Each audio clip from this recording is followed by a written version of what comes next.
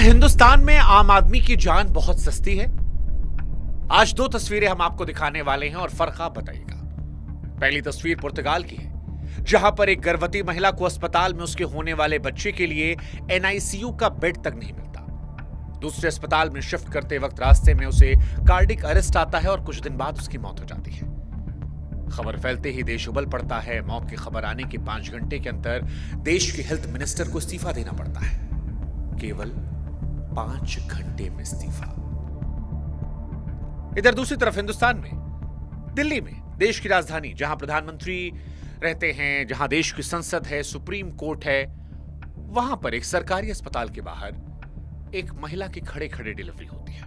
वजह, अंदर बेड नहीं था। इंदौर, वहां के एक अस्पताल में एक नवजात बच्चे को चूहे कुतर कुतर कर खा जाते हैं। और इस्तीफा छोड़िए, हमारे देश के अखबार तीसरे, चौथे, 5वें पन्ने तक इस खबर को कवर तक नहीं करते। उधर पुर्तगाल में जिस महिला की मौत पर मिनिस्टर की कुर्सी गई थी, आपको जानकर हैरानी होगी, वो महिला पुर्तगाल की नहीं थी, वो हमारे देश हिंदुस्तान की थी। यानी एक भारतीय की जान की कीमत पुर्तगाल में इतनी है कि वहां के हेल्थ मिनिस्टर का 5 घंटे में इस्तीफा हो जाता है। और हिंदुस्तान के अंदर आपके बच्चे को चूहा नोच जाए, आप ठंड में मर जाएं, आपकी जान की कोई फिक्र नहीं है। अब सवाल यह नहीं है कि वहां सिस्टम अच्छा क्यों है, सवाल यह है कि आजादी के इतने सालों बाद, जब कांग्रेस से लेकर बीजेपी की कई बार की सरकार रही, तो हमारा सिस्टम ऐसा बनकर क्यों रह गया? क्यों ऐसा हुआ कि हमारे देश में नेता, मंत्री, अस्पताल वाले, वो तो अमीर हो गए, हमारी आपकी बदहाली से उनकी तिजोरियां भर गई, लेकिन हम और आप आज भी बुनियादी सुविधाएं नहीं पाए।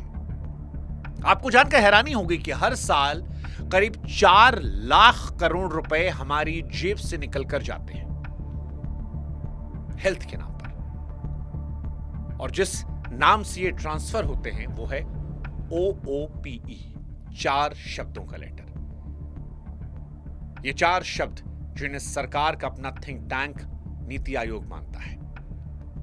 वो मानता है कि इस देश में हर साल करीब 10 करोड़ लोग इलाज कराते कराते गरीबी में धकेल दिए जाते हैं, हर साल।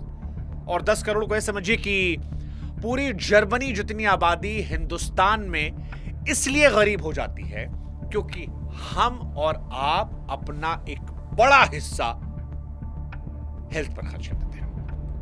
मतलब एक कागज का टुकड़ा जो आपकी अलमारी में पड़ा है, उसका बिल आपका स्टेटस चेंज कर देता है कि आप मिडिल क्लास से अब गरीब हो गए। अब आपके मन में सवाल होगा कि ये क्यों, कैसे, किस लिए? आज इसी पर हम बात करेंगे। आज भारत के हेल्थ सिस्टम को हम पूरी तरह से एक्सपोज करने वाले, और हम चाहते हैं कि इस वीडियो को आप सुने, समझे, जाने, हमारा साथ दें, हमसे जुड़ें, इस वीडियो को शेयर करें।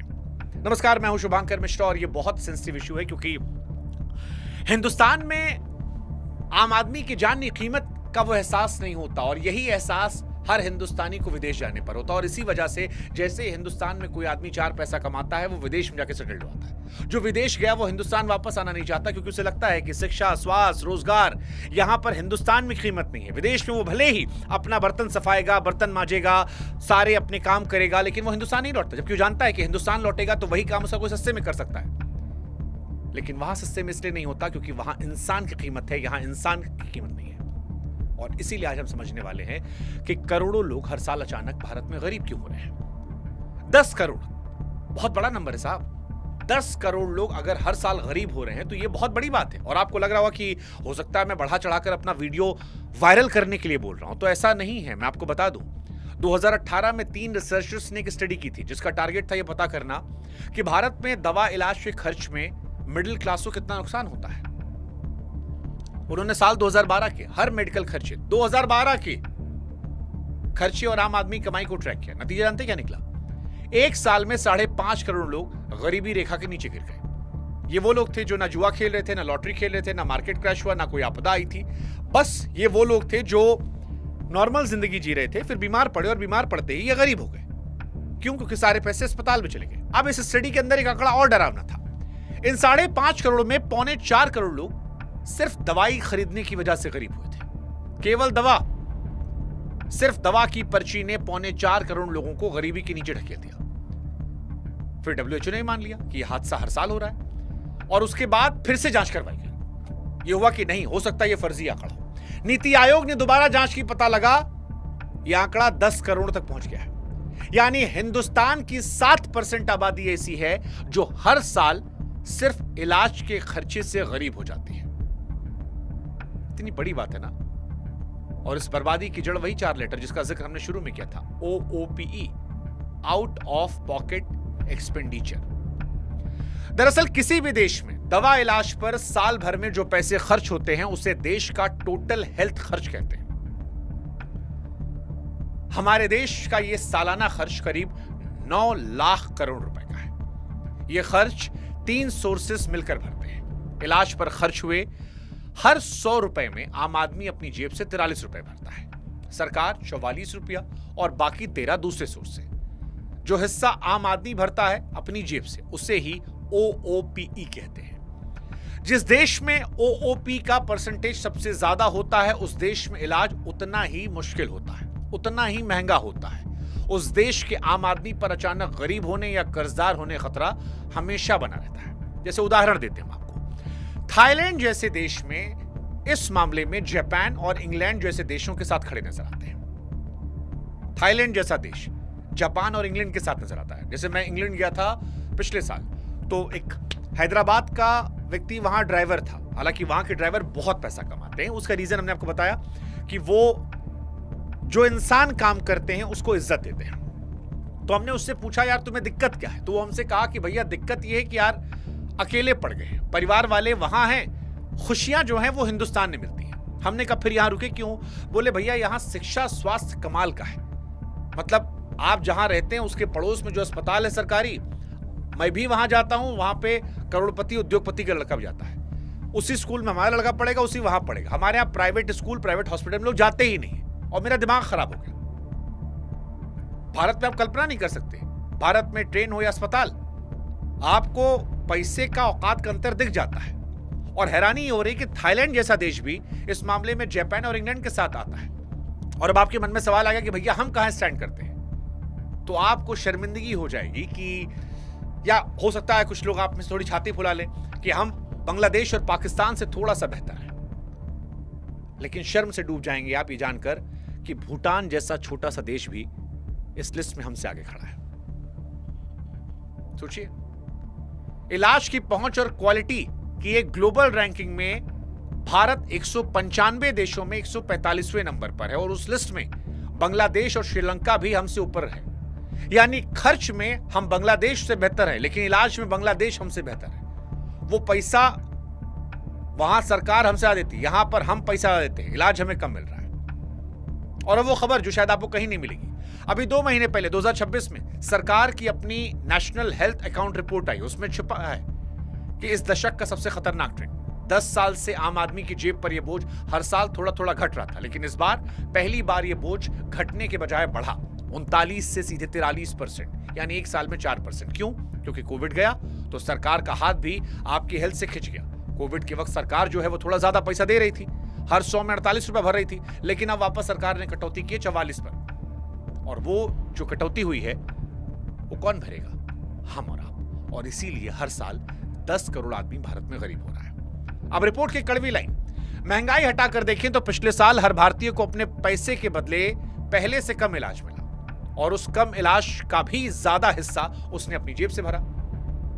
अब इस ओप के बोझ को कम करने के भारत में 2 रास्ते हैं। एक रास्ता है सरकार के हाथ, कि सरकार अपनी नीतियों को बदले और जिन अच्छे देशों के नाम हमने लिए जहां पर हेल्थ में खर्चा किया जाता है, सरकार वहां पर उनका फॉर्मूला उठाकर हमारे आपके ऊपर खर्चा करने लगे और हम और आप गरीब नहीं होंगे। और एक है आपके अपने हाथ में भी। हाँ जी, आपके अपने हाथ में भी है, क्योंकि यहीं पर खेल आता है इंश्योरेंस कंपनियों का। इंश्योरेंस कंपनियां जो आपको रोज लुटेरी और डकैत लगती हैं, लेकिन तब तक जब तक आपका सामना असल डकैत यानी कि प्राइवेट अस्पताल से नहीं होता। हाँ जी, अब ये जो 43 हमने बताया ओप, इसको आप 0 कैसे करोगे? जिस तरह आप सड़क के जानलेवा गड्ढे खुद ठीक नहीं कर सकते क्योंकि वो सरकार का काम है, पर आप बाइक चलाते वक्त हेलमेट यही सोचकर पहनते हैं कि सड़क ना सही पर अपनी सेफ्टी तो अपने कंट्रोल में है। उसी तरह सरकार अगले ही दिन देश के हर नागरिक की हेल्थ पर 44 रुपए से ज्यादा खर्च करने लगे। ये हमारे आपके हाथ में नहीं, ये मोदी जी के हाथ में। या तो अभी जंतर मंतर पर बैठ जाइए, और कितना सुना जाता है वो आप जानते हैं। लेकिन अगर आप चाहते हैं कि वो जंतर मंतर वाला फॉर्मूला अपना अपनाएं और अस्पताल में होने वाला आपका 43 रुपए का खर्च हर 100 में 0 हो जाए, तो ये आपके हाथ में है, या कहें आपकी उंगलियों पर है। आपके एक सिंगल क्लिक से 400 से 500 रुपए आपको हर महीने खर्च करने होंगे, और टर्म और हेल्थ इंश्योरेंस आप बुद्धिमान बनकर खरीद लीजिए। ये इंश्योरेंस ना सिर्फ बेहद अफोर्डेबल है, बल्कि मुश्किल वक्त में करोड़ों तक की मदद करते हैं। और इसको आप प्रचार मत समझिएगा, क्योंकि हमने आपको बताया हर साल 10 करोड़ आदमी मिडिल क्लास से गरीब बन रहे हैं। गाड़ी का इंश्योरेंस आप इसलिए नहीं करवाते हैं कि गाड़ी ठोक देंगे, इसलिए करवाते हैं कभी गलती से कोई नुकसान हुआ तो पूरा क्लेम ले लेंगे। ऐसे ही मेडिकल इमरजेंसी के समय यह हेल्थ इंश्योरेंस करोड़ों तक के मेडिकल बिल को कवर करता है। भगवान ना करे, लेकिन कल को कुछ हो गया तो आपके परिवार को इससे करोड़ों तक कवरेज मिल जाएगा, जिससे वो बिना किसी और पर डिपेंड रहे, बिना अपने होम लोन, ईएमआई और बच्चों की पढ़ाई खुद को संभाल सकते हैं।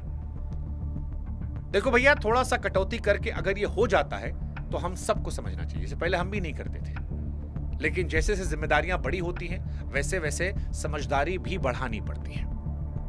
आज आपकी तिजोरी में जो पैसा है या आपकी जेब में है, उसके एक सिक्के से आज आप इंश्योरेंस खरीद सकते हैं। पर किसी दिन अगर गलती से उस तिजोरी पर प्राइवेट अस्पताल की नजर पड़ी तो तिजोरी छोड़िए, वो हाथ में कटोरा भी नहीं छोड़ते हैं। और एक चीज आप और समझिएगा कि ये इंश्योरेंस कोई इन्वेस्टमेंट नहीं है। ये मत सोचिएगा कि ले लिए तो 4 पैसा ज्यादा आएगा। भगवान करे जरूरत ना ही पड़े, भगवान करे ना पड़े जरूरत, भाई अच्छा है ना नहीं पड़ी। अगर आप इस्तेमाल नहीं करें जाने दो,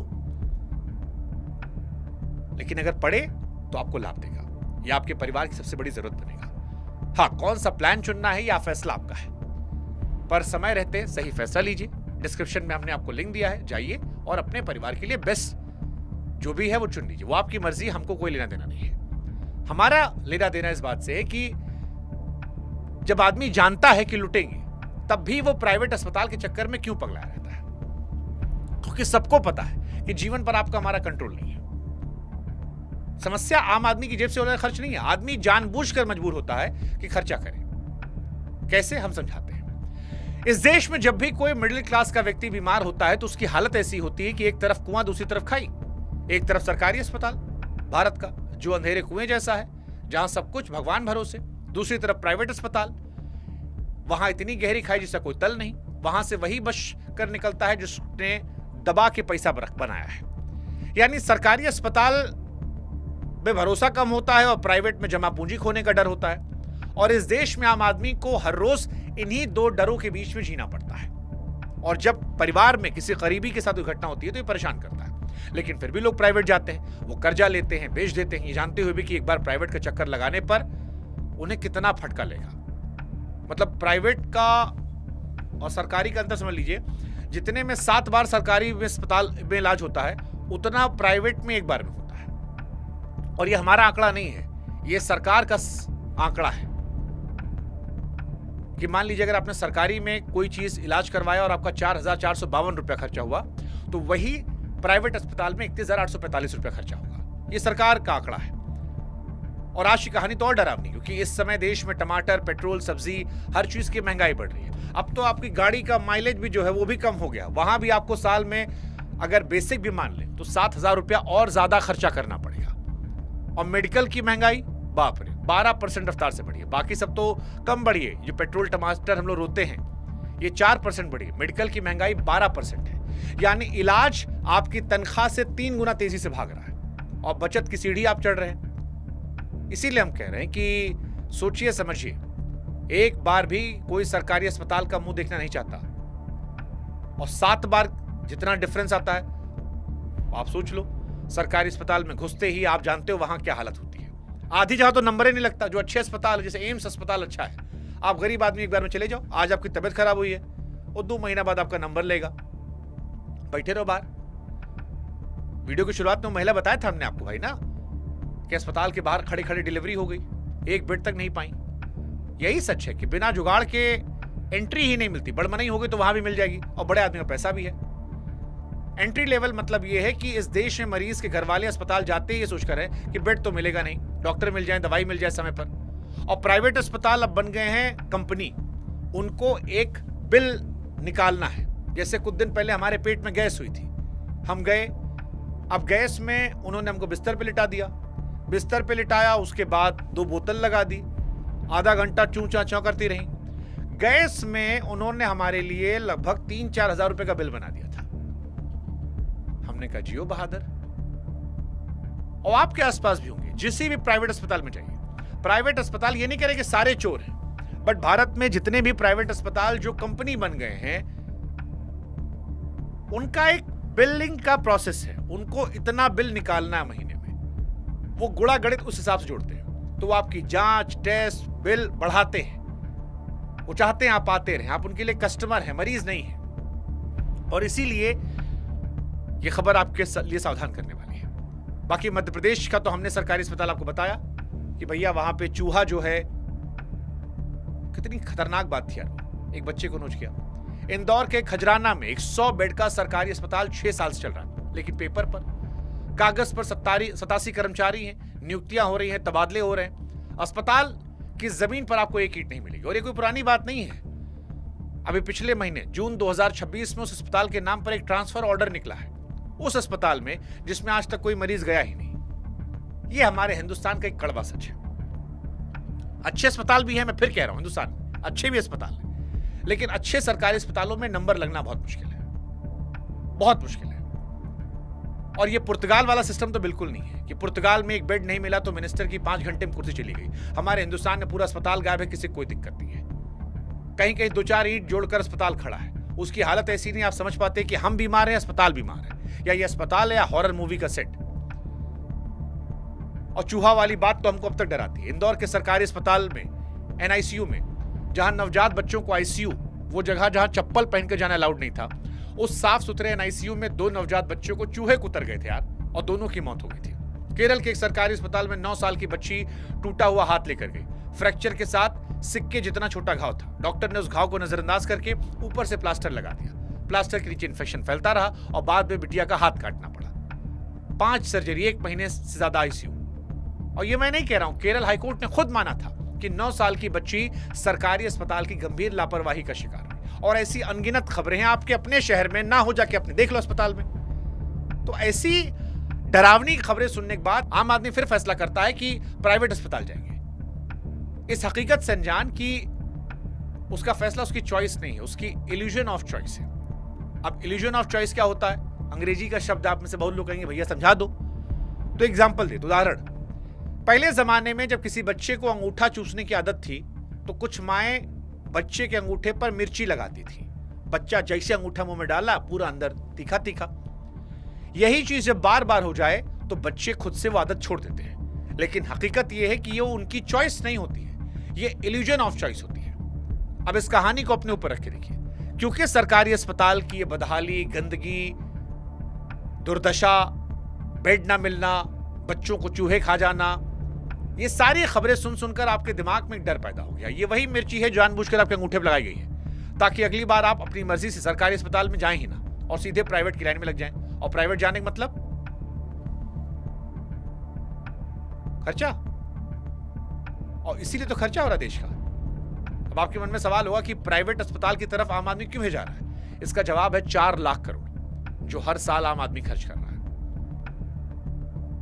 वो लोग जिनकी हॉस्पिटल चेन है या पैथोलॉजी ब्रांड है, या वो जो बड़ी बड़ी दवा कंपनियों के मालिक हैं, और दवा वालों का हिस्सा कितना बड़ा है इसको आपको एक स्टडी समझाते हैं। भारत में इलाज से गरीब हुए लोगों में 70% लोग गरीब सिर्फ दवा खरीदने से हुए थे। वो पर्ची डॉक्टर थमाता है, और ये लोग कभी नहीं चाहेंगे कि आम आदमी की जेब का बोझ कम हो, क्योंकि इससे उनकी जेब हल्की होती है। उल्टा ये लोग आपका पैसा चूसने के लिए किसी हद तक जाते हैं। हमने बताया इस साल मई में देश में एक रिपोर्ट आई थी, कंपटीशन कमीशन की दिल्ली एनसीआर के 12 बड़े प्राइवेट हॉस्पिटल पर करीब 10 साल से जांच पूरी हुई, और जांच करने वाली रिपोर्ट ने जिक्र किया लॉक्ड इन पेशेंट, यानी एक मरीज प्राइवेट अस्पताल में अगर एक बार एडमिट हो गया तो वो आजाद नहीं होता, वो अस्पताल का गुलाम बनता है। उससे जो कहा जाता है वो डर के मारे मान लेता है, क्योंकि ना मानने का मतलब जानना खतरा।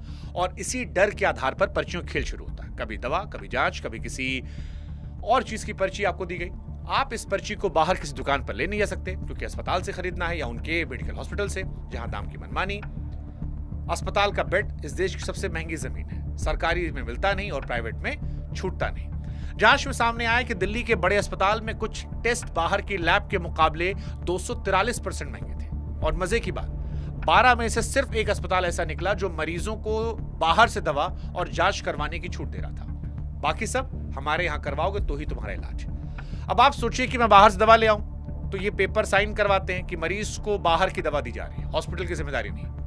आदमी को लगता है भैया हॉस्पिटल की जिम्मेदारी नहीं मतलब जान हमारी खतरे में, और यहीं से डर पे आप फिर यहां रुक जाते हैं। सोचते हैं 4 पैसा जाए, हमारा घर वाला बचा रहे। इस कहानी क्लाइमेक्स सुनाते हैं। 10 साल की जांच, सारे आंकड़े, सारे सबूत। जब आखिर में कमीशन ने केस बंद किया तो कहा सबूत काफी नहीं है, यानी सिस्टम ने खुद मांगना कि मरीज लॉक हो गया, बस ये मानने से इंकार कर दिया कि कोई लूट रहा है। हालांकि ये सब आम आदमी के साथ नहीं होता। अगर सरकार अपने 44 रुपया भी सही से खर्चा कर दे, लेकिन सरकार करेगी नहीं। करना चाहेगी तो करने नहीं दिया जाएगा, क्योंकि इस 4 लाख करोड़ की रकम के हिस्सेदार इतने ताकतवर हैं कि ये मेक श्योर करते कि उनके एरिया के सरकारी अस्पताल बदहाल रहे, क्योंकि अगर सरकारी अस्पताल अच्छे हो गए तो उस इलाके का मरीज वहां चला जाएगा। इसीलिए सरकारी अस्पतालों में जानबूझकर दवा आउट ऑफ स्टॉक की जाती है। डॉक्टर कमीशन के लिए वो दवा लिखते हैं जो अस्पताल में होती नहीं। छोटे छोटे टेस्ट के लिए मशीन खराब या बिजली नहीं के बहाने दिए जाते हैं। हाल ये है कि आम आदमी खुद सोचता है यार जब हर चीज बाहर जाना है तो ससुर यहां कहे आ रहे हैं, और उसी के बाद आप जाते हैं प्राइवेट में। अब इससे निकलने का रास्ता कोई तोड़ है भाई साहब, हम आपको बताएंगे।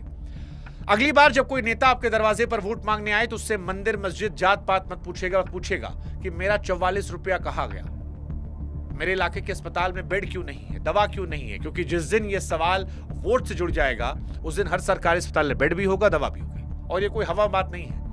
खुद सरकार का इकोनॉमिक सर्वे कह चुका है अगर सरकारी खर्च बढ़ा दिया जाए तो आम आदमी की जेब का यह बोझ 43 से गिरकर 30 पर आ सकता है। और अगर ऐसा हुआ तो देश का टोटल हेल्थ खर्च अपने आप गिर जाएगा, क्योंकि जहां 44 रुपए लगती है वहां इलाज आम आदमी को नहीं मिलता। तब आम आदमी मजबूर होकर खर्चा करता है और यहीं से ओप पड़ता है। आसान शब्दों में समझिए, अगर सरकारी स्कूल अच्छे हो जाएं तो कौन प्राइवेट में फर्जी फीस देना चाहेगा। दूसरी चीज ये कि हमारे देश में इंश्योरेंस का कल्चर भी डेवलप होना चाहिए। जनता को समझना पड़ेगा कि इंश्योरेंस कंपनियां लुटेरी नहीं है, उल्टा ये कंपनियां आपको राहत देती हैं अगर सही तरीके से आप इंश्योरेंस ले रहे हैं पढ़ लिख कर। क्योंकि अगर कोई मरीज इंश्योरेंस के साथ एडमिट होता है तो उसके पूरे ट्रीटमेंट का डॉक्यूमेंट क्या आता है, जिससे कल को किसी लापरवाही या लूट का पता लगे। पर जब आप कैश या अपनी जेब से खर्च करते हैं तो उस पर कल कोई जांच नहीं हो सकती, और जब जांच ही नहीं होगी तो किसी अस्पताल को, जनता को लूटने में डर क्या लगेगा।